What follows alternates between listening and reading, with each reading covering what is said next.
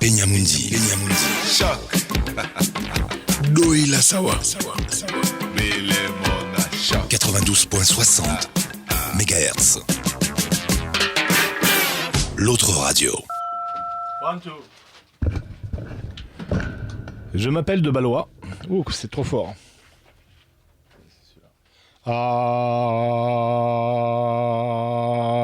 1, 2, 3, 4, 5, 6. 1, 2, 3, 4, 5, 6. Oui.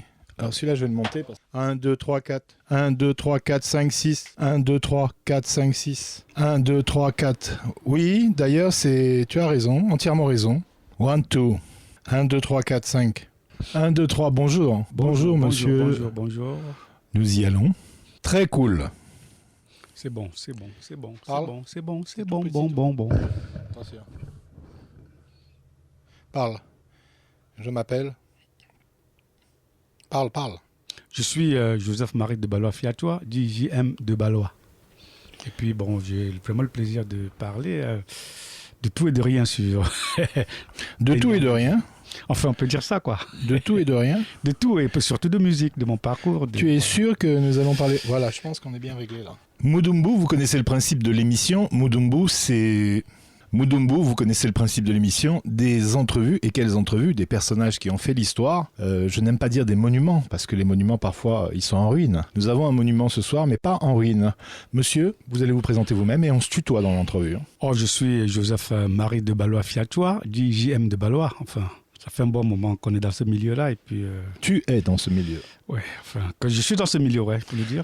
Alors ton parcours, enfant, qui était sévère, papa ou maman? Oui, mais en fait les deux, d'autant plus que papa n'était pas souvent là, tu sais, il travaillait dans l'aéronautique, donc il était toujours parti, avec des heures incongrues, déjà 2 heures, il rentrait à 2 heures, 1 heure. Et maman était là, c'est elle qui veillait, en principe c'est elle qui tenait la maison, quoi. Donc elle était très sévère. Oui, enfin, vous imaginez, sévère, c'est tout dit. En même temps, les parents d'avant, ils avaient la façon d'alterner la carotte et le bâton, quoi. Tu prenais plus la carotte ou le bâton? Oh, mais quelquefois le bâton, parce qu'on ne peut pas dire qu'on n'a jamais fait une connerie, hein. Mais on était tellement dociles parce que nous sommes la génération qui écoutait les parents. Nous avions le temps, derrière, il n'y a pas de télévision, donc vous étiez obligés d'être avec les parents quand ils sont là. Et tout ce qu'ils vous disaient, le père pouvait vous dire, vous teniez, imagine, dans le soleil, pendant des heures, vous allez le faire, quoi. Voilà, donc on était très, très, très disponible. On écoutait les parents, très dociles, voyez-vous. Un cursus scolaire, qu'est-ce qui s'est passé pour ton école? Tu peux nous... Oui, bon, école primaire dans mon village, le village d'Alo-Onkam. Dans c'est-à-dire que le village s'appelle Bakou, arrondissement de Bakou aujourd'hui. Ça s'appelait Petit Dibom avant, c'est sur la route de Bafang pour aller vers Yabassi. Donc on fait tout le primaire là-bas. Et après on arrive en classe de CM1, donc, qui est la 8e. Oui, bon, et nous faisons le CEP en même temps. C'est-à-dire qu'on a reçu le CEP. Après, c'est CPE, certificat d'études primaires et élémentaires. Et cette année-là aussi, on nous a permis de faire le concours du CES de Bafang, qui était le seul lycée qui était le seul CES dans toute la région du Onkam, dans tout le département. Alors tu rentres. Sauf que nous avons la chance, à la sortie des résultats, qu'on transforme le CES en lycée. Du coup, nous retrouvons la première génération du lycée de Bafang, quoi. Avec actuellement, par exemple, le gouverneur littoral, son excellent Iva Djiboua était parmi nos promotionnaires. Ouais. Tu fais tes études jusqu'à quand? Bon, disons qu'on finit, je sors de Bafang en classe de première. Après avoir raté le probatoire, je vais à Konsamba. Après Konsamba, je suis à Yaoundé. Nous sommes la dernière génération de l'université de Yaoundé. Enfin, Yaoundé, à l'époque, c'était Yaoundé. Il n'y avait pas encore Yaoundé 1 ou 2 comme aujourd'hui. Donc, je fais lettres modernes là-bas. Et puis, je continue du côté de l'ISTAR, l'Institut supérieur technique audiovisuel radiophonique, que tu connais très bien, Richard, en passant. Donc, c'est après ça que j'ai commencé, pas virtuellement, j'ai commencé effectivement à bosser dans les journaux, à faire des petits trucs dans les radios, à rencontrer des artistes, et puis c'est ça mon cheminement, quoi. Et est-ce que tu t'es expatrié à un moment de ta vie? Oui, bien sûr que, bon, quand je dis l'ISTAR ne se trouvait pas ici, c'est que s'expatrier pour les raisons de chercher en études, quoi. C'est pas s'expatrier comme aujourd'hui, aller en aventure, non. On est allé parce qu'on a eu la chance d'avoir été inscrit dans cette école-là. C'était un peu plus facile qu'aujourd'hui. Il suffisait que les parents ou la famille aient des moyens de te payer l'école. Les visas étaient très faciles à avoir. D'ailleurs, comme je veux rappeler que papa travaille dans l'aéronautique, donc les enfants des employés qui travaillent dans les avions avaient beaucoup de facilité, vous imaginez. D'ailleurs, j'ai commencé à faire mon premier voyage pour ta gouverne. J'avais 9 ans d'âge. Donc quand je vais en France, je ne savais même pas où se trouvait. Enfin, je savais pas ce que ça voulait dire la France, quoi. Vous imaginez un jeune garçon de 9 ans. Donc, j'ai un neveu de 9 ans, il me dit que la France, là, c'est derrière Bonanjo. Voilà, par exemple. Bon, pour dire, quand tu vas dans un pays, tu vois tout le monde qui n'a pas ta couleur. D'ailleurs, certains venaient à côté de nous, nous frotter pour voir si on n'avait pas de cirage sur le corps, quoi. Donc voilà un peu l'aventure en France. Alors 9 ans, c'était dans les années 60 ? Oui, nous sommes dans les années 69 quand même, oui. 69, oui. Début 70. Tu es né, tu nous as donné ta date de naissance, tu es né en 1960 alors. Oui, par là, ouais, c'est quelque chose comme ça. Donc tu arrives à l'âge de... Tu arrives à une vingtaine d'années en France, c'est bien ça ? Oui, c'est un peu ça, oui. Tu as réussi à avoir les diplômes là-bas à Oui, l'ISTA? bon, des techniciens de réalisation. J'ai fait réalisation à l'Institut supérieur de radiophonique, dont j'en parlais il y a un instant. Et tu as fait des stages là-bas dans les grandes Bien télés? sûr, des stages. Par exemple, nous avons été l'assistant de c'était Manu Dibango à l'émission Salut Manu sur France 3. Nous avons travaillé... Je rappelle aux auditeurs que Manu Dibango, à une période de sa vie, était animateur sur la télévision française. C'était la première émission... Black. Pas une black. Black. Pas un noir, si on veut, quoi. Présentée par un Africain. Et c'était une émission où il recevait beaucoup d'artistes et beaucoup de gens aussi d'ethnies différentes. Et ça avait marqué son histoire, cette télé. Enfin, cette émission. Ouais. Du coup, après, on se retrouve à la création de l'émission Canal Tropical avec Gilles Bringer. Donc, vous connaissez l'émission que aujourd'hui sur RFI, on parle de de couleur tropicale avec Lodi. Oui, donc, nous avons été parmi les pionniers de cette émission-là qui s'appelait auparavant 81 Canal Tropical. Voilà. Et Gilles Bringer, je pense qu'il est mort en 97, voilà. 95, entre 96 et 97. Il avait marqué l'histoire de la radio. Oui, de cette radio, puisque c'était lui, quand on a lancé le concept de World Music, qui est pour moi une histoire aberrante un peu, mais bon, on était là. Il y en avait un autre que tu as dû connaître, c'est Philippe Constantin. Oui, qui était très très bien.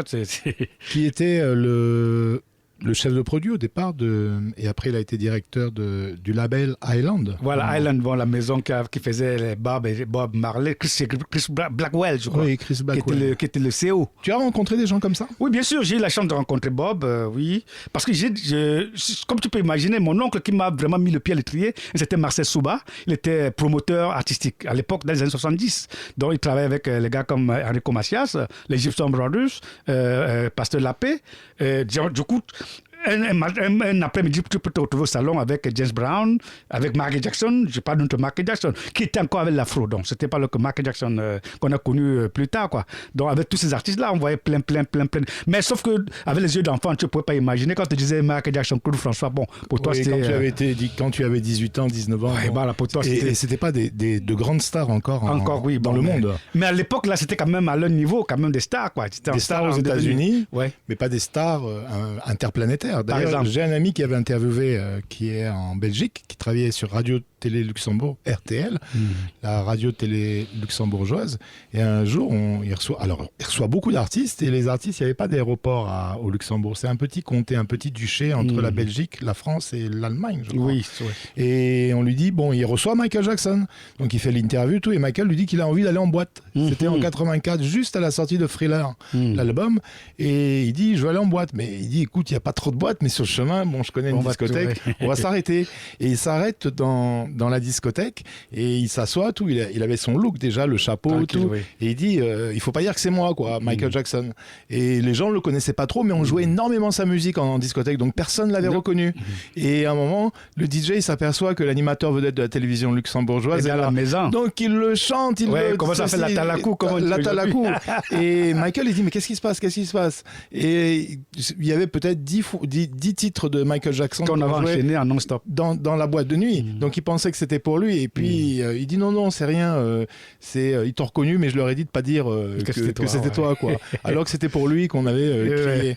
Et c'était alors c'est vrai que les anecdotes comme ça, il y en a plein. Et c'est vrai quand on rencontre des artistes, souvent j'ai remarqué que les artistes les plus connus sont très simples. Je me trompe? Non, c'est vrai en plus, parce que la première fois que j'ai rencontré un certain Johnny Hallyday, je vous avoue que le gars arrive avec ses yeux bleus, vous savez, c'est un gars très calme, à la limite timide, c'est-à-dire qu'il parle très peu, il est assis là, tu sais pas que c'est lui, mais parce que nous on avait la chance, nous on lisait Podium, il y avait un journal que vous connaissez, le Podium et Salut les copains. Salut les copains. Donc quand tu regardais, tu te dis mais attends, c'est pas le type que je vois sur le journal là, mais en fait tu demandes au grand, oui c'est lui, c'est Claude, oui c'est Claude. Enfin il dit Claude, il n'a pas dit Claude François, il dit que c'est Claude. Donc c'est à toi d'imaginer qui, parce que la télé n'était pas encore la chose de vulgaire, quoi. Tout le monde n'avait pas la télé en passant, donc souvent le monsieur il est très calme, souvent un peu retiré, enfin à la limite quelqu'un qui était introverti. Donc j'ai la chance de rencontrer ces gens-là, dont Johnny, Claude, Sylvie.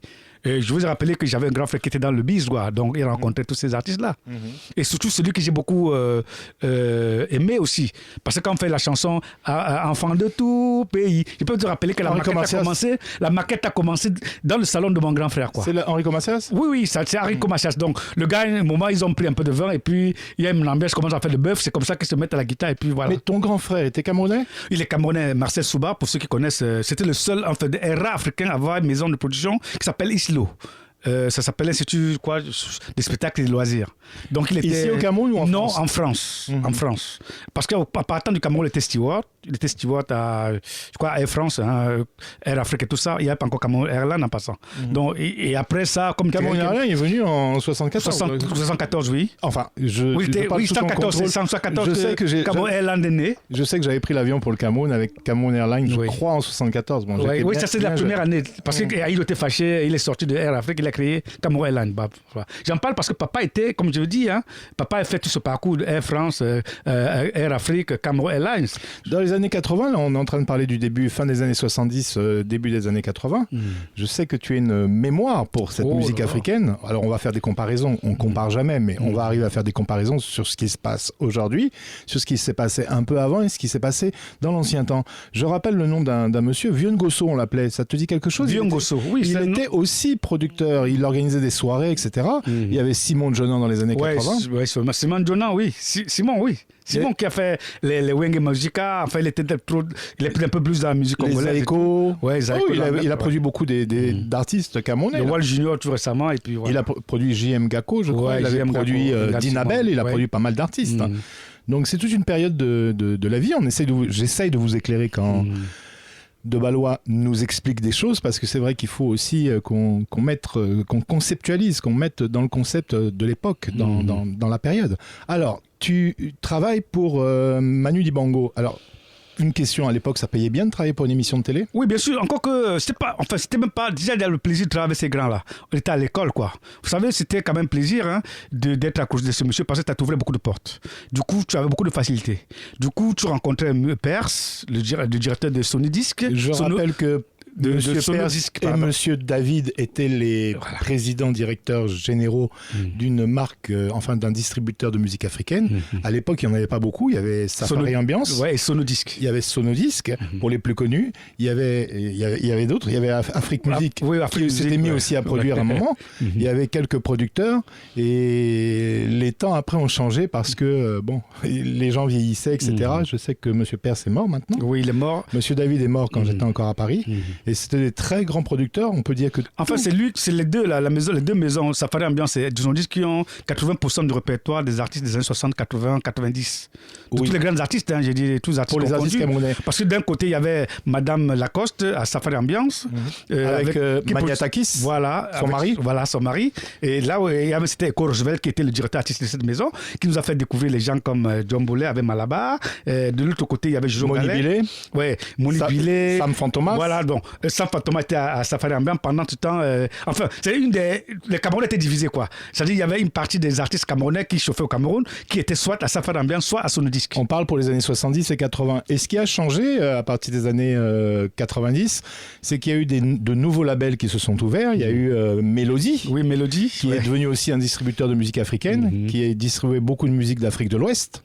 Et encore que après avec ça, Silla. Oui. Encore qu'après ça, il y a eu, par exemple toi, vous avez eu un label, là, le nom m'échappe un peu, mais label qui a beaucoup fait déclic, mais c'était plus dans les années 90 quand même, non? Oui, c'était à partir de 94. 94 ou 90, on peut dire. Donc avant ça, il y avait quand même des maisons, on peut dire quelques maisons. C'était pas mon label, j'étais employé là-bas. Non, on peut dire ton label, parce que si tu avais bossé, si tu as Peña Mundi, on peut dire Peña Mundi c'était radio. Ce qui me faisait rire à l'époque, c'est que quand on disait Richard Soudana, on disait Déclic Communication. Quand tu disais Déclic Communication, on disait Richard Soudana. Oui, mais enfin, c'est comme ça. C'est vrai que tu peux pas changer ça. C'est vrai que j'ai produit beaucoup d'artistes. Ça fait partie de l'histoire. Ça fait partie de l'histoire. Parlons de Gilles Aubringer. Alors, tu es rentré comment à RFI? Disons, est-ce que tu étais salarié là-bas ou stagiaire? Disons, j'ai commencé comme stagiaire. Et après un moment, j'avais quand même un petit émolument. C'est la première fois que je gagne 10 000 francs français. Ça faisait 1 million de francs CFA. Oui, c'est-à-dire que c'était pas mal, quoi. Pour quelqu'un qui était allé comme étudiant, donc ça me permettait quand même ça me facilitait beaucoup de choses, quoi. Donc après, avec Gilles Auberger, comment je le rencontre? Je t'ai dit, j'avais un grand frère qui était là, bis. Donc, du coup, il était autour de ces gars-là. Quand le gars venait à la maison, il était très disponible. Vous savez, comme je l'ai dit, nous sommes les enfants d'une autre génération. Très disponible. Quand il venait, on était proche de lui. On lui rendait service, les petits trucs, là. Il se rendait compte, on aimait trop. J'avais les journaux. Il dit, attends, le petit, là, je sens qu'il a. C'est comme ça qu'il était avec moi. Je lui ai dit, non, j'aime bien ça. Au Cameroun, même, j'allais à Radio Douala. J'étais à faire les réalisations avec les grands frères. Hein. John Superman peut témoigner. Les gens comme. Était la Régie Fekam, là. Oh là là, Sévère Mougou. Ouais, tous ces gens-là. Une grande époque de la radio. D'abord, il y a la seule radio à Douala en passant. C'était pas encore l'immeuble que vous connaissez, hein, c'était encore une petite villa. Et puis les choses ont changé. Avec des chefs de chaîne comme Bruno James. Mais comment tu te retrouves au Cameroun? Tu es en France, tu gagnes bien ta vie, tu commences à bien gagner ta vie dans tout ce qui est production audiovisuelle, concerts, etc. Saviez-vous que... Je sais qu'à l'époque, quand on faisait de la radio, on touchait à tout. C'est-à-dire qu'on travaillait aussi pour les organisateurs de spectacles. On faisait de la photo, on était disjockey. Qu'est-ce qui te fait rentrer au pays? Bon, sincèrement, ce qui s'est passé, c'est que dans les début des années 85, là, je me retrouve... Vous savez, je vous ai dit tout à l'heure, je suis Bamileke. Donc, quand papa meurt, donc, il est un grand notable. Hein, et vous revenez au village pour les funérailles, les obsèques, les funérailles. Sauf qu'après, il faut son représentant, quoi. Comment on dit ça, son zone, comment on dit chez nous. Et depuis, tu n'es plus retourné en France? Une ou deux fois, mais après, c'était pour revenir, quoi. Bon, je peux vous avouer que, même sur le plan de la vie de tous les jours, j'avais déjà une amie française, hein, mais à un moment, elle n'a pas voulu rentrer. Ben, j'ai dit, OK, vous savez, je ne peux plus revenir, je ne peux plus rester ici. Parce que ce qui s'est passé, c'est qu'à une période, j'ai même forcé de rester. Mais vous savez, la tradition, c'est qu'à un moment, je me retrouvais malade. Tu vois, Richard, tu peux te retrouver avec un palu très fort, mais quand tu vas à l'hôpital, quand on fait tous les diagnostics, on ne trouve rien. Mais de Balois, toi qui as fait la France, on ne croit pas beaucoup à la sorcellerie, tu penses que ça existe? Oui, ça existe, puisque moi j'ai eu 5 cas patents. Je veux dire que c'est des choses que aujourd'hui je peux pas te donner, je peux pas donner un élément physique. On dit que... Imagine que tu te couches dans ta chambre tranquille, tu n'es pas un buveur, tu n'es pas un soulard, mais tu te retrouves le lendemain devant la cour. Tu as un palu qu'on peut dire à 30, 39. Ouais, et après, quand tu vas à l'hôpital, quand on fait le truc, tu te retrouves à 37. Donc en fait, le médecin supplie que tu es en train de grelotter, mais que tu as 37. On fait toutes les analyses. Tu sais que le palu, quand il est très fort, tu as des hallucinations. Voilà, par exemple, tu délirais, quoi. C'est le palu qui monte au cerveau. Voilà. Donc encore quand même, moment, imagine, tu ouvres ton livre, tu es à côté de moi, tu lis, mais moi, je ne peux pas lire. Je vois les pages blanches. Mais toi qui es à côté de lui, tu peux lire. Donc tu imagines ça? Est-ce à dire que, bon, quand on parle des différentes ethnies, tu sais que je ne suis pas trop dans les histoires ethniques, moi. Non, pas ça. On en parle. Non, c'est juste que pour parler de l'histoire. On parle pour faire des petites comparaisons. On dit que les Douala, les Sawa sont très à cheval sur les sorcelleries, etc. Est-ce que dans le pays bamileke, c'est la même chose?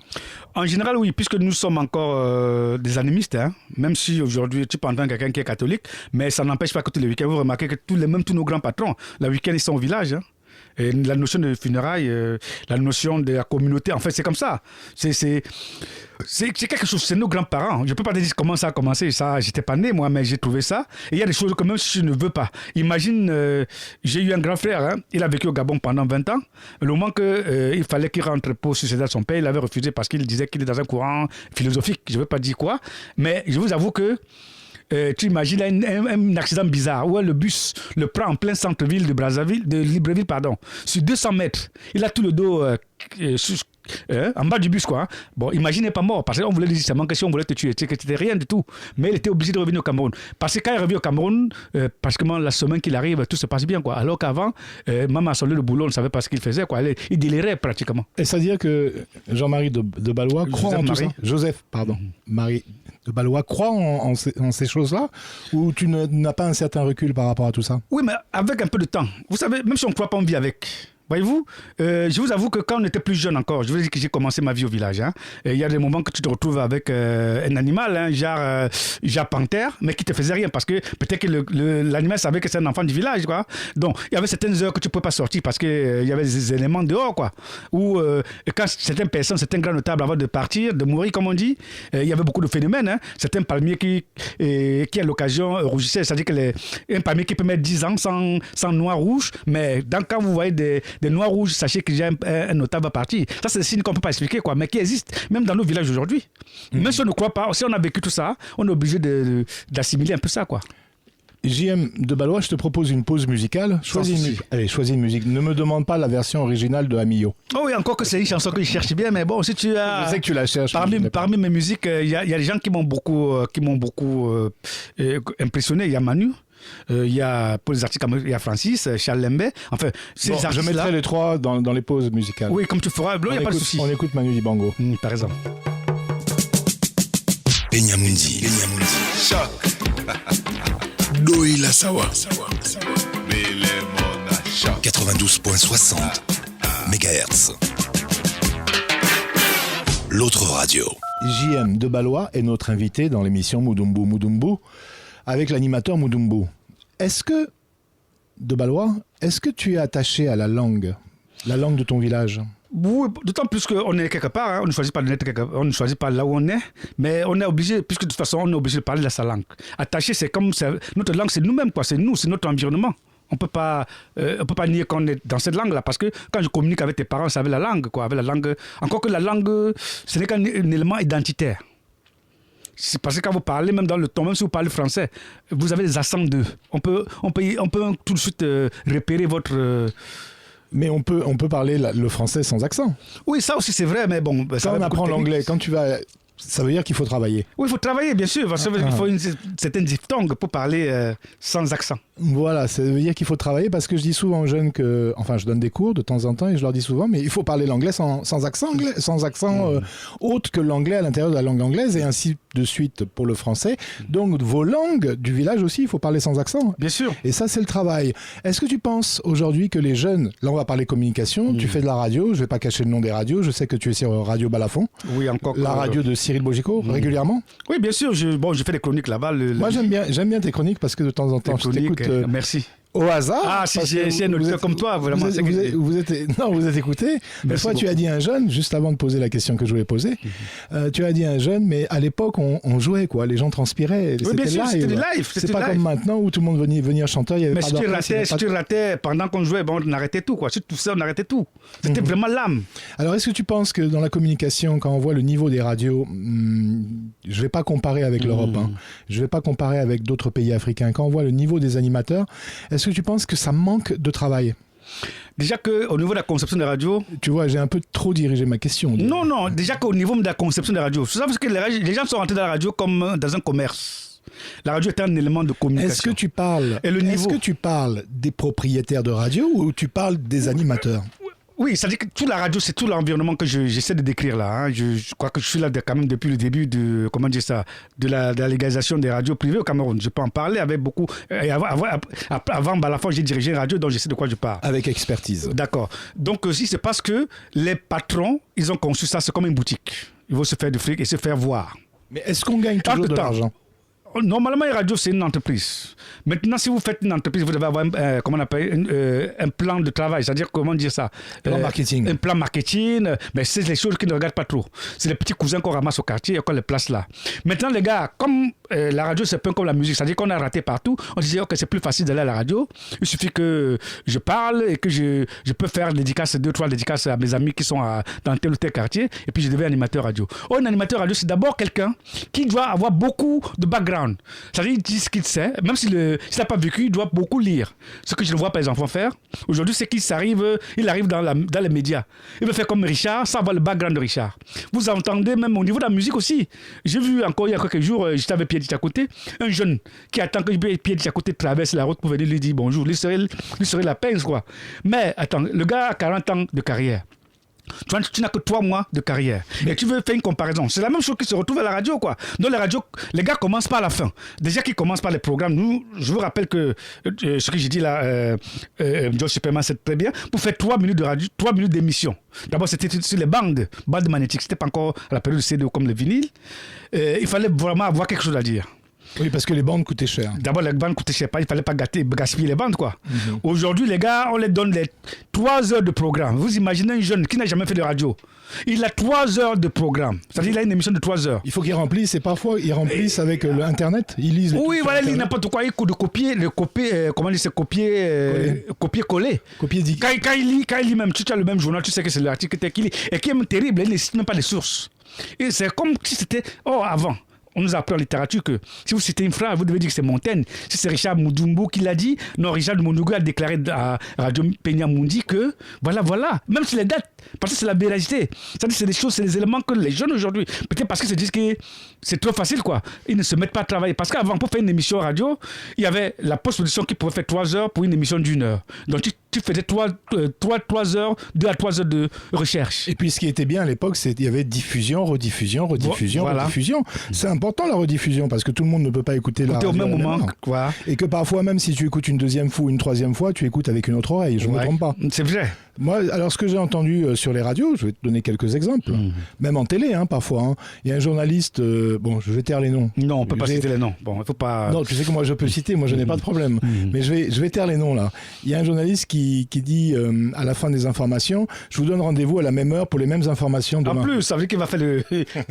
Ça veut dire qu'il a mis, il va mettre ça au frigo et il va ressortir ça le lendemain. C'était fort. Hein. Très fort. Il y en a un autre que j'ai entendu. C'est qu'il ne se rend pas compte qu'il vient de faire une grosse bêtise, quoi. Une bourde, on appelle ça. Une bourde terrible, oui. Il y en a un autre, il était en radio, qu'est-ce qu'il dit? Et j'écoute, il donne les anniversaires des gens parce qu'il a appris sur le net. Le net, ouais. Et puis il dit, comment il s'appelle l'inventeur de Apple, là, Steve Jobs, qui est décédé, je pense, il y a 2-3 ans, il dit... Et ils font pas attention au temps en fait. Ils donnent aujourd'hui c'est l'anniversaire de plein de gens, donc ils donnent et puis il dit aujourd'hui c'est l'anniversaire de Steve Jobs, alors qu'il était mort il y a 2 ans. Vraiment plus. Il pouvait pas avoir d'anniversaire. Enfin, peut-être que l'anniversaire c'est à moi. Enfin. Peut-être. S'il avait tourné le sens, il l'aurait eu, tu vois. Donc beaucoup d'animateurs radio. Et ce que je trouve dommage, c'est que c'est pour ça que moi j'ai lancé des formations.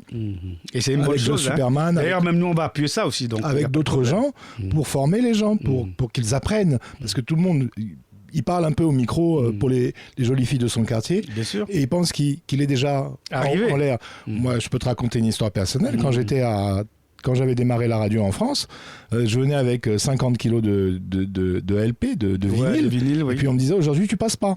En plus. Oui, on me disait, tu passes pas. Bien sûr. Parce qu'il y avait quelqu'un qui entamait un monologue. J'étais sur des radios très panafricaines comme Diaspora 2000. Oui. Et je passais pas. Et je patientais.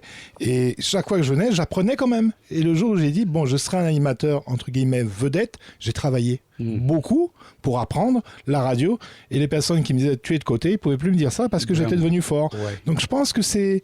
Est-ce que tu me rejoins? C'est le travail qui fait... C'est beaucoup de travail, je l'ai dit tout à l'heure. Parce que moi, par exemple, ce que je fais, d'ailleurs, je dois, même aujourd'hui, après près de 40 ans dans ce métier, c'est que nous prenons le temps de lire. Je vous avoue que j'ai mon sac, vous voyez que j'ai tout mon sac bandoulière. Quand j'ai une minute, je prends un livre. De fois, on lit aujourd'hui parce que nous avons notre tête, nous avons notre cerveau qui emmagasine, à force de lire, de rencontrer des gens. Et ceux-là ne vont pas souvent même les gens. C'est-à-dire que vous ne pouvez pas raconter l'histoire de quelqu'un, surtout qu'il est encore vivant, et ne pas le rencontrer. Ne même pas voir un petit son de cette personne. Et vous croyez le connaître mieux que lui-même. Là, c'est terrible, quoi. Et c'est un peu la paresse. Ils vont dire on ne paye pas. Moi, ils disent quand je fais la radio, on ne fait pas la radio pour le patron. On fait la radio parce que c'est l'art. Et quand on fait la radio, moi je fais la radio pour moi-même au départ. Tu fais d'abord pour toi-même parce que si tu commences à dire ah non, on m'a pas payé, je ne vais pas faire ça. Non, parce que l'auditeur ne veut pas savoir si tu as du palu, si tu ne t'as pas payé. Et des fois ils vont qu'ils sachent même ceux qui sont dans la société. Parce que imaginez, l'auditeur qui t'écoute, il est couché dans un hôpital, il a très mal.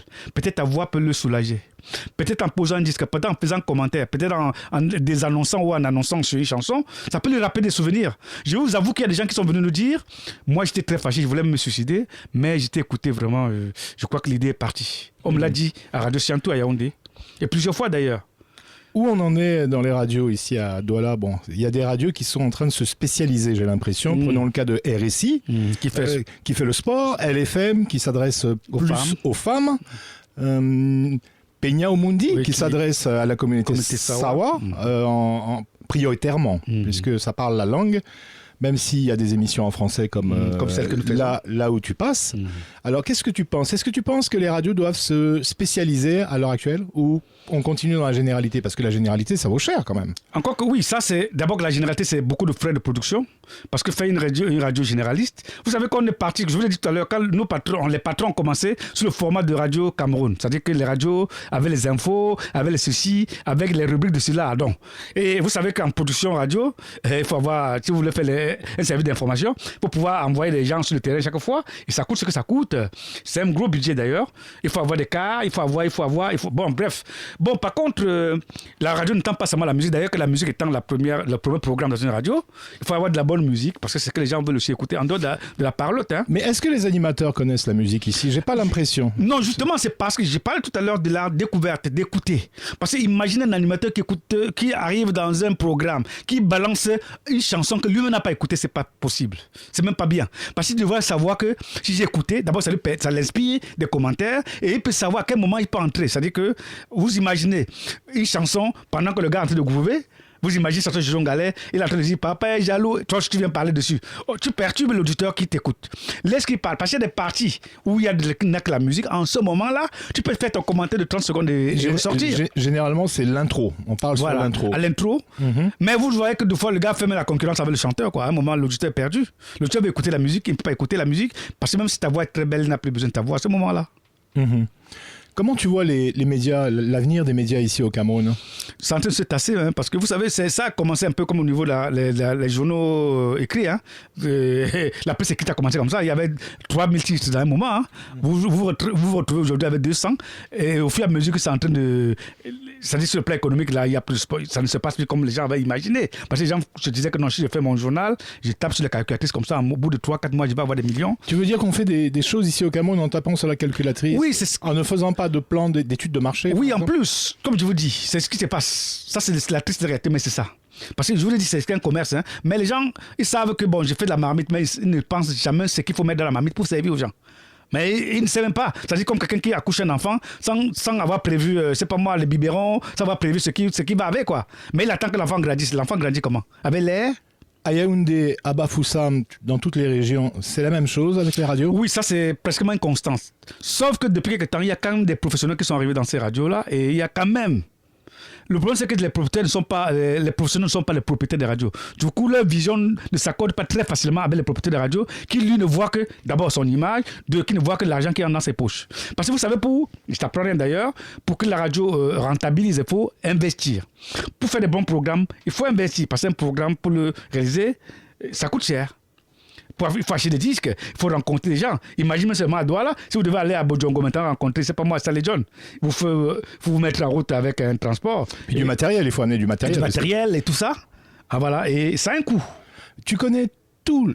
Pour moi, tu connais tout. Dans une ancienne vie de radio, tu m'as amené beaucoup de gens interviewés. Oh là là. Tu m'as fait réellement plaisir parce qu'il y avait des gens que je ne connaissais pas du tout. Tu m'avais amené Mokhtar. Def comme Mokhtar, oui. Oui, ça m'a fait vraiment plaisir. Tu m'as amené beaucoup d'artistes. On ne peut pas citer. Vous savez, j'ai la chance que j'ai commencé...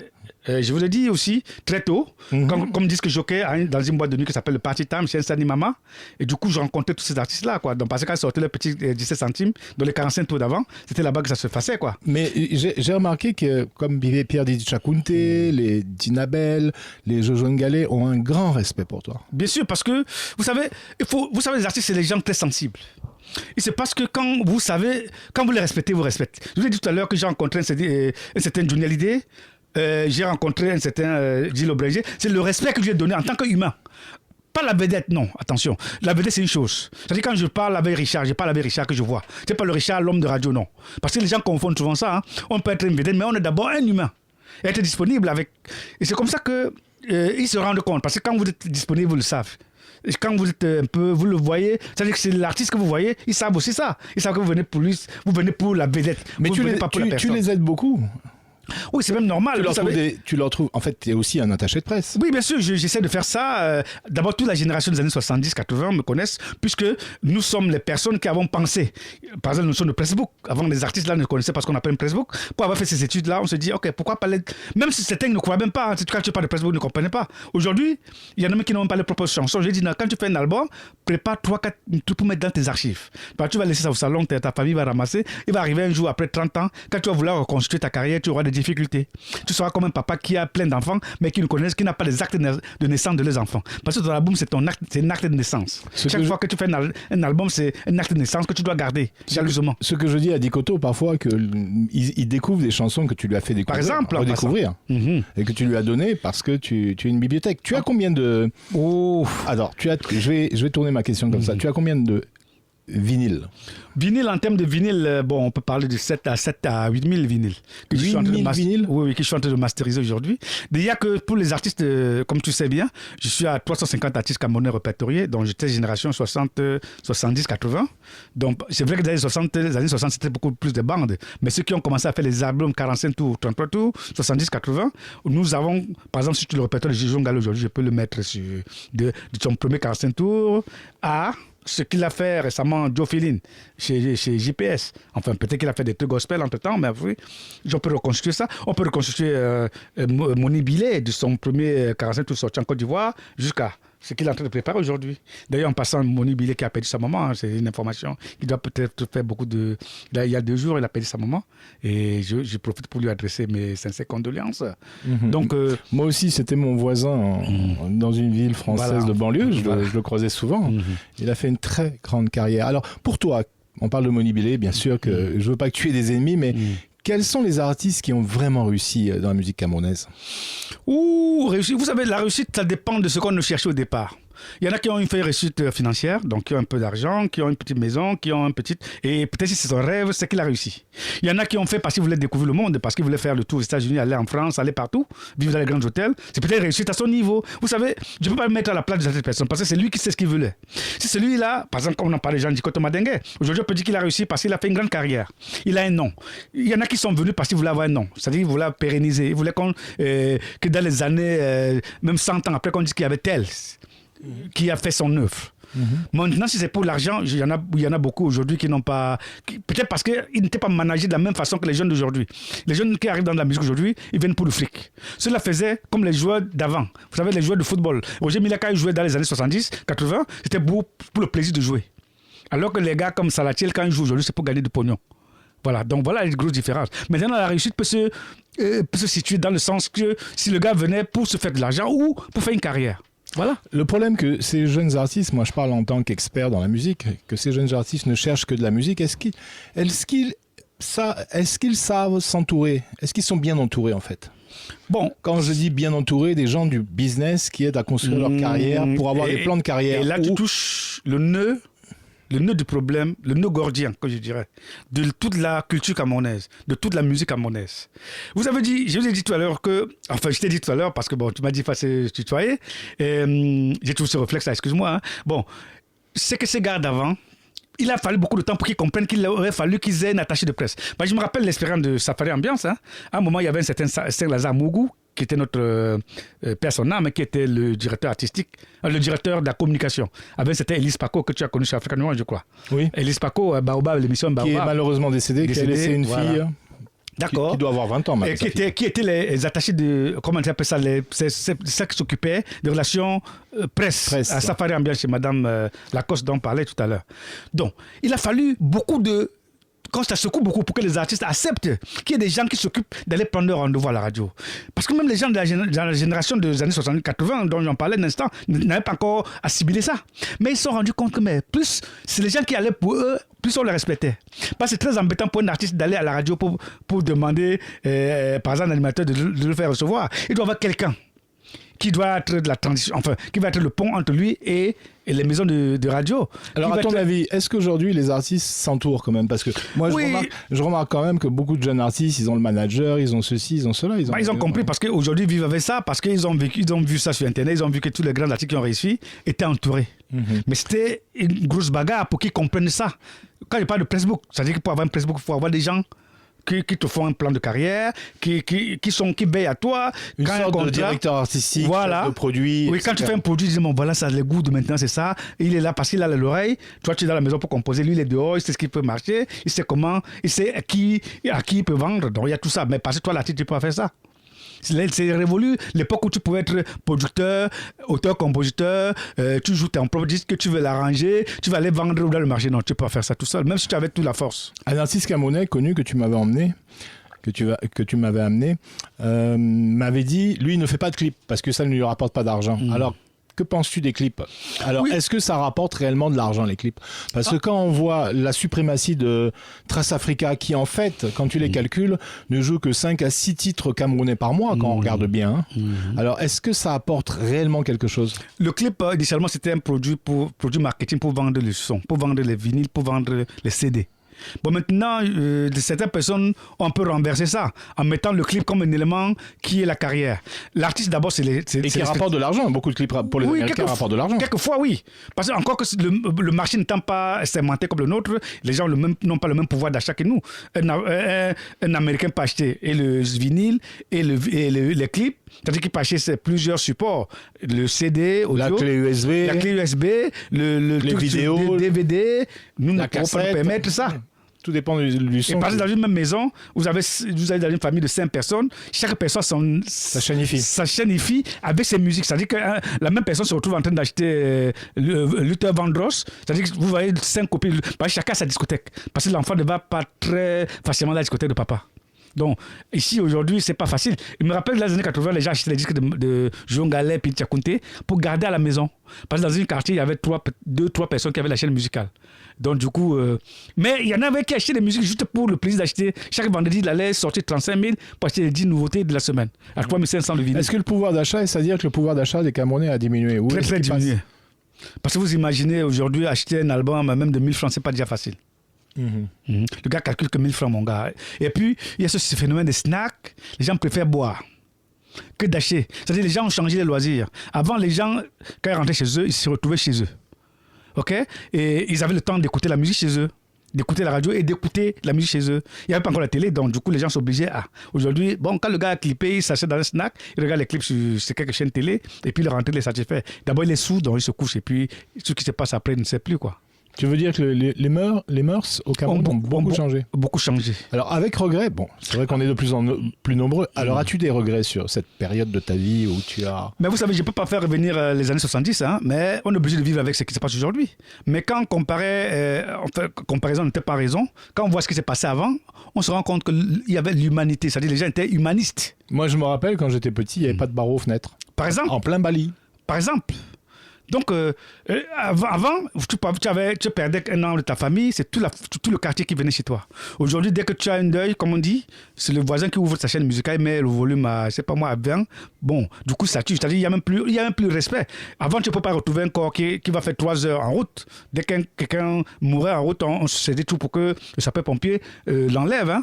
Donc, il y avait la solidarité. C'est-à-dire qu'un enfant du quartier, quand il faisait une connerie, les gens pouvaient taper. Il n'avait pas besoin de l'autorisation des parents. Parce qu'aujourd'hui, si tu touches à un enfant, elle va dire tu vas te retrouver au commissariat parce que pourquoi tu as tapé mon enfant. Même ça va jusqu'à l'école. Hein. Si un maître ou un professeur, pour punir son enfant, il va aller dire à papa que écoute, c'est là que tu vas entendre que le papa, le frère du procureur, qu'il est le frère du commissaire ou du commandant. Quoi.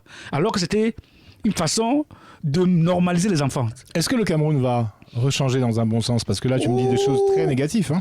Vous savez, le changement est d'abord personnel. C'est-à-dire que c'est chacun de nous. Vous savez, si vous voyez les gens pisser en route, vous n'êtes pas obligé de faire ça. Si vous voyez les gens boire jusqu'à saouler, vous n'êtes pas obligé de faire ça. Donc, c'est d'abord personnel. Donc, ces changements peuvent être d'abord personnels. Maintenant, il y en a qui boivent parce qu'ils sont là. J'ai trouvé des amis assis au snack. Je me retrouve en train de boire jusqu'à boire son cerveau. Jusqu'à boire son cerveau. Parce que vous imaginez un enfant de 14 ans qui est au lycée, qui se vante d'avoir bu que 10 billets depuis le matin. Nous sommes à 11h. Depuis 9h, il te dit qu'il est sorti depuis 7h. Il est à 11h, il n'a bu que 10 billets. Il se plaint. Hein? Et il trouve que deux fois, il boit jusqu'à 20 billets par jour. Lui, il a que 15 ans. Imagine quand il aura 20 ans, il sera déjà mort. De cirrhose de foie. On marque une pause musicale pour se retrouver dans la dernière partie de l'entrevue sur Peña Omundi, Mudumbu, l'émission. Dans quelques instants, de retour. Avec l'animateur Mudumbu et notre invité JM de Ballois. Peña Mundi. Choc. Doila Sawa. 92.60 MHz. L'autre radio. Peña Omundi, Mudumbu, l'animateur, Mudumbu, l'émission, Mudumbu. C'est tout, hein, je pense. Hein. Nous sommes avec... c'est Joseph. Hein. Joseph Marie de Ballois Fiat Choix. Marie de Ballois Fiat Choix. JM de Ballois. Voilà. D'où te vient ce surnom? Bon, c'est pas un surnom. En fait, j'ai dû contracter mon nom. Vous savez qu'en radio, pour dire je me présente Joseph Marie de Ballois Fiat, tu vois, ça fait près de 15 secondes, c'est trop long. Du coup, je fais J pour Joseph, M pour Marie, de Ballois pour De Ballois, puisque c'est le prénom que tout le monde connaît, et F pour Fiat, tu vois. Donc, du coup, ça fait JM de Ballois F. C'est même pas un surnom, ce n'est que la contraction de mon nom. As-tu des regrets dans la vie? Ouf! De toute façon, j'ai pas beaucoup de regrets parce que j'ai fait ce que j'aimais. J'ai fait ce que j'aimais et on n'est pas entré là pour faire beaucoup d'argent parce que le jour peut regretter parce qu'on n'a pas des immeubles, mais on a quand même où dormir. Donc du coup, on se contente de ce que le bon Dieu nous a gratifié, quoi. Je sais que et on continue à mener notre métier. Je sais que tu as des responsabilités dans ton village puisque tu vas chaque week-end. Ouais, alors qu'est-ce qui se passe? Ne me dis pas que tu vas toujours pour les deuils. Non, mais non. Bah, enfin, disons que comme je l'ai dit tout à l'heure, je suis un responsable traditionnel, oui, de haut rang. On appelle ça les 3e degrés, les chefs de 3e degré dans un village, ouais. Donc, obligatoirement, généralement, le week-end... ne me dis pas que tu es en train de vendre, tu sais qu'il y a beaucoup de chefs qui vendent leur village. Hein. Non. Est-ce qu'à l'Ouest, c'est la même maladie je mets des guillemets, parce que j'allais dire que les Douala, mais je vais ajouter que les Sawa vendre les terrains. Oui, c'est vrai qu'il y a des... À la différence qu'au village, on sait les endroits vendables et les endroits qu'on ne peut pas vendre. Parce que chez nous avons les endroits sacrés. Même si tu avais des milliards, on ne peut pas te le céder. Par contre, pour développer le village, parce qu'il faut que les gens construisent. Hein. On ne peut pas quand même rester avec les monts et... En autarcie. Faut bien. Et puis les jeunes de maintenant, quand ils arrivent, ils n'ont peut-être pas les moyens en ville de se construire, mais ils ont le terrain, on les laisse l'espace. C'est pour développer le village, sinon on va rester dans les années... Alors pourquoi il y a beaucoup de... Je ne dis pas que les Bamilékés. Il y a beaucoup de gens des provinces, alors qu'il y a tout au village. Quand on regarde bien, l'agriculture est un fort potentiel pour avoir de l'argent. Mais pourquoi ils viennent en ville faire de la moto? Je ne parle pas que des Bamilékés. Mais bien sûr, encore que à ce niveau-là, je vous ai dit, c'est que on n'a pas mis les structures. C'est-à-dire que les structures avant étaient tous en ville, concentrées en ville. Parce que quand un gars arrivait en ville, toute sa vie, s'il voulait construire une entreprise en ville, il n'y avait pas d'agence au village, il avait tout pensé pour la ville. Est-ce que c'est en train de changer? Oui. Maintenant, vous verrez que les gens pensent d'abord de construire au village, parce que vous imaginez les gens qui ont construit des étages, à un moment, la route vient casser. Ils se disent, si j'avais construit au village, peut-être qu'aujourd'hui, j'aurais encore mes maisons. Donc les gens pensent d'abord à construire au village et investir aussi en ville, pour ceux qui ont des moyens, quoi. Même la plupart des jeunes aujourd'hui, la première chose qu'ils font quand ils ont un peu d'argent, au lieu d'acheter la voiture, ils préfèrent d'abord avoir où dormir.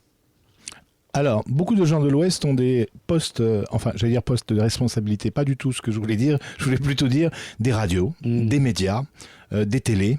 Alors, c'est dû à quoi qu'il y a des gens de certaines régions qui sont concentrés, qui ont des télés? Est-ce que c'est la communication qui les intéresse ou est-ce que c'est des commerçants tout simplement? C'est des commerçants d'abord. Vous savez, le commerce, le Bamiléké en général et l'Ouest en général, c'est les affaires. Mais les enfants maintenant ne veulent plus... Et encore que, tu as remarqué que même dans le domaine de la musique, tu vois que tous les producteurs qu'on a eu les 20-30 dernières années étaient des Bamilékés. Ça, c'est un constat, c'est un fait. Tous les grands producteurs de Kulu Chemini et Bobolo Fia Production, de Isidore Tamo, de Moïse Kogen, c'est quelques noms qui me reviennent. En passant, il y a un certain Djoga Mathias, disque cousin, enfin à la période quand on a mis le Makossa sur la rampe des années 60-70, c'était Bamiléké. Ne me demandez pas pourquoi, mais la plupart de ces gars-là, peut-être ils avaient senti ça. Et puis ils ont investi là-dedans. Mais tu sais que j'avais reçu quelqu'un qui vient de l'Ouest qui a un syndicat de commerçants et il me dit, mais avant c'était vous les Douala qui faisaient le commerce. Après vos enfants n'ont pas voulu faire le commerce, les Bamilékés les ont remplacés. Maintenant les enfants des Bamilékés ne veulent plus faire le commerce, veulent aller dans les grandes écoles comme tout le monde, comme beaucoup de gens. Et maintenant c'est beaucoup d'étrangers qui tiennent les petits commerces. Par exemple, prenons le cas des petits commerces. Alors est-ce que la mentalité de l'Ouest est en train de changer? Oui, ça, vous savez que déjà que la génération des années des 60-80 en train de partir. Vous allez voir la majorité chez des jeunes, hein, moins de 40 ans, moins de 50 ans dans tous les cas. Parce que c'est difficile maintenant à l'Ouest de trouver encore un papa. C'est rare même de trouver quelqu'un qui a 90 ans.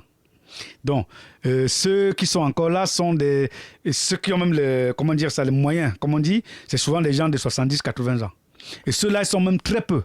Vous allez voir, hein, parce qu'il n'y a pas 2000 milliardaires en l'Ouest quand même. Hein. Faut pas... Sauf que, et quand vous voyez les jeunes qui arrivent derrière... Mais il y a quand même des pauvres. Bien sûr. Mais non, c'est dans tous les secteurs, c'est dans toutes les villes, c'est dans tous les villages. Hein. Non, je posais une question idiote. Bien sûr qu'il y a des pauvres, il y a des pauvres partout. Partout. Mais aux États-Unis, il y a des grands industriels, mais il y a tous ceux qui dorment à la belle étoile. Mais j'ai l'impression que les jeunes, quand même, bon, je te demande ton opinion sur ce sujet parce que tu es de cette région, j'ai l'impression que les jeunes Bamilékés sont plus fiers d'être Bamilékés qu'avant. Encore que... Alors, c'est peut-être... Je me trompe ? J'ai l'impression... Non, pas l'impression, c'est une vérité. Vous savez, c'est un peu comme à une époque aux États-Unis dans les années 60, où on disait « I'm black, I'm proud ». C'est une sorte de... Comment on dit, de ressources. Les gars font ce qu'on appelle les ressources. Hein. Je crois peut-être que c'est l'occasion peut-être des réunions de famille qui se...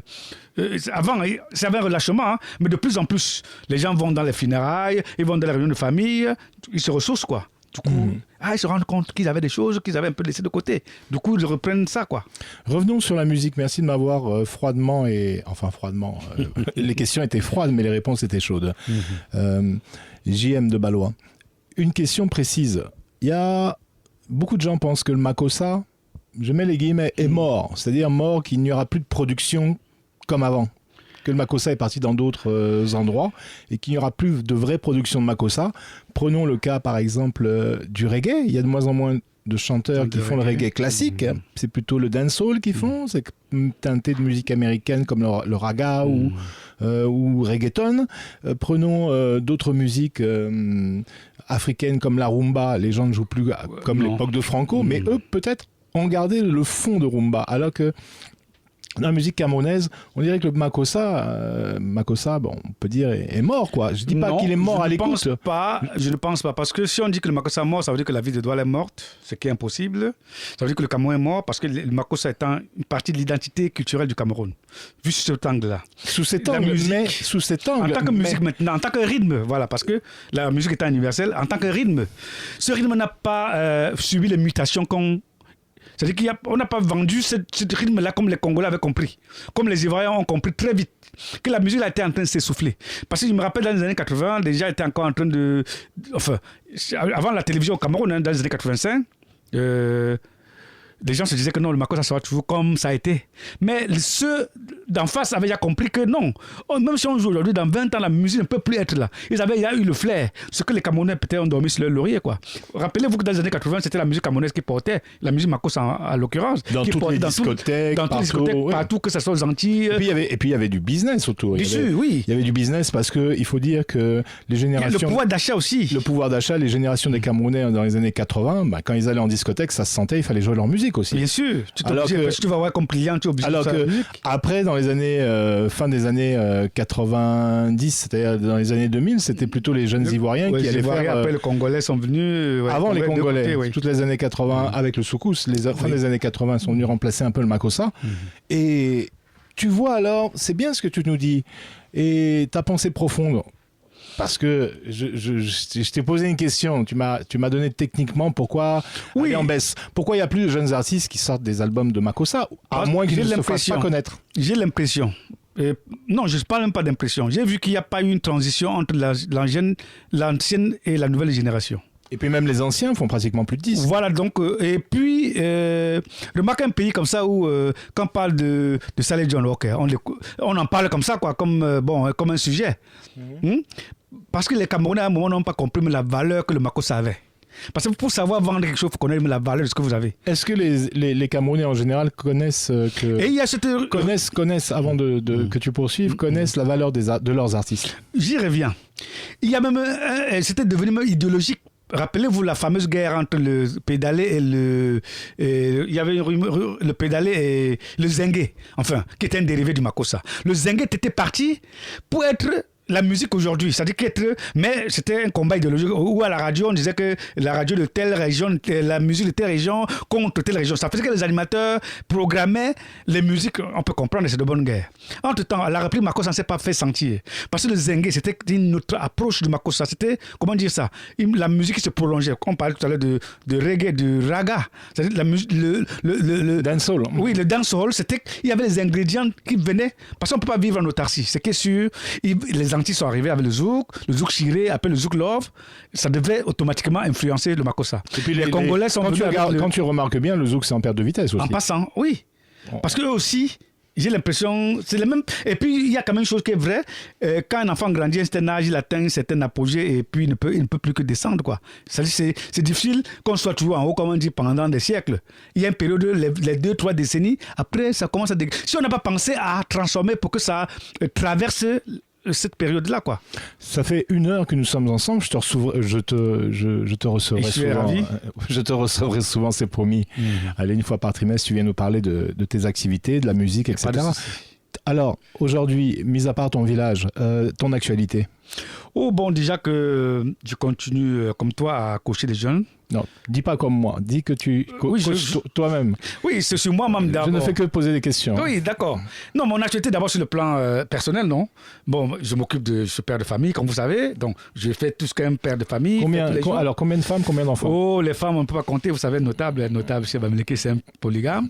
Et on ne peut pas chez nous. Mais tu sais que les Douala, ils le disent pas, mais ils étaient très polygames. Voilà, en plus, c'est même vrai. Ils le sont toujours, mais encore que même si officiellement ils sont qu'une femme, on sait ce qui se passe. Mais nous, officieusement, on est ça et officiellement, on est cela. Donc, on ne se cache pas. Et on ne dit pas le nombre d'enfants. Parce que nos enfants ne sont pas normalement les enfants, les enfants biologiques. Voilà. Tu es en train de me dire que beaucoup de Bamileke ont des enfants, mais c'est pas le leur. Oui, quand je dis les enfants biologiques, parce que si vous adoptez un enfant, si dans une famille, par exemple moi qui suis le grand-père de ma famille, j'ai une famille de près de 300-400 enfants physiques.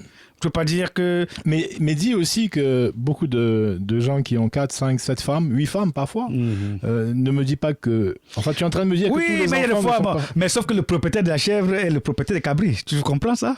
Voilà, donc vous savez des choses qu'on ne peut pas... Vous imaginez un chef qui a 80 femmes. Vous pensez qu'il a le temps de... Ça 80... Non, c'est pas évident. Il y en a qui les aident. Voilà. Alors, ton actualité musicale? Mon actualité musicale, déjà que je suis en train de terminer le fameux livre, là, les ténors de la chanson camerounaise moderne, j'ai bouclé ça pratiquement. Tu as trouvé un éditeur? Vous savez, c'est pas évident parce que, vous savez, c'est un autre pan de l'histoire que vous connaissez au Cameroun. Les vraies personnes qui travaillent avec acharnement, qui travaillent avec volonté, qui travaillent modestement, ne sont pas aidées. Parce que, vous savez, j'ai la malchance d'être un peu comme toi, un électron libre. Donc, on est obligé d'aller à notre rythme. Voilà, et ce rythme-là, on préfère d'ailleurs ce rythme-là. C'est pas quelqu'un qu'on... Bref. Mais sur le plan des radios, je continue à cogiter sur Radio Balafon, à coacher des jeunes là-bas, à faire mon programme qui s'intitule Les Greniers de souvenirs. Je le fais 1 fois par semaine déjà. Mais je crois que dès la semaine prochaine, ça va passer à 2 fois. Le lundi 20h, très bonne émission. Merci. Et le concept, c'est que nous voulons partager nos émotions, notre vécu et le partager. Parce que nous disons à 95% ce qu'on a vécu. On ne vient pas pour faire... Le blabla, inutile. Voilà. Non. Ok, bon, moi, je n'annonce pas la mort de quelqu'un qui est mort depuis 2 ans, que c'est pas son anniversaire aujourd'hui. C'était une petite boutade. Joseph Marie de Ballois, je te remercie d'avoir participé à cette émission Moudumbu. Dernier mot, je te le laisse. Oh, le dernier mot, c'est que je dois rendre à Douala ce que Douala m'a donné, parce que, comme vous savez, j'ai commencé toute ma carrière, comme je dis, à Douala, à Bonapriso, Party Time, après Radio Douala, les CV à Mougou, les George Superman, bref. Donc, Radio Douala m'a tout donné. Pour avoir l'ouverture, pour être correspondant à Bingo, c'est à partir de Radio Douala. Pour travailler les gars comme Gilles Aubringer. Bingo, qui était un des grands magazines. Le grand magazine. Qui avait été racheté par Sekou, je n'ai plus son nom. Bon, bref.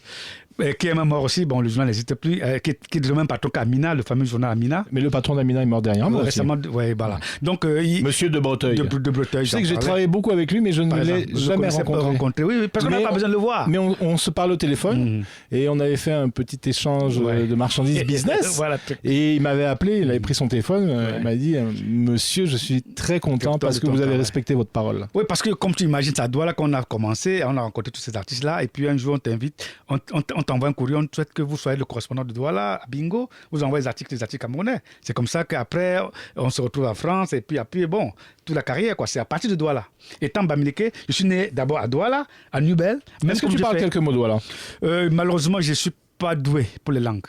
Je vous avoue que... Mais quelques mots quand même. Oui, on peut dire au Boussi, pour dire bonne masse. Au Boussinet. Ok. JM de Ballois. Et ton nom de famille? C'est Fiatoua, Joseph Marie de Ballois Fiatoua. Voilà. Merci beaucoup. C'est moi qui vous remercie. Merci à Peña Omundi. Peña Mundi. Choc. Doila Sawa. 92.60 MHz. L'autre radio.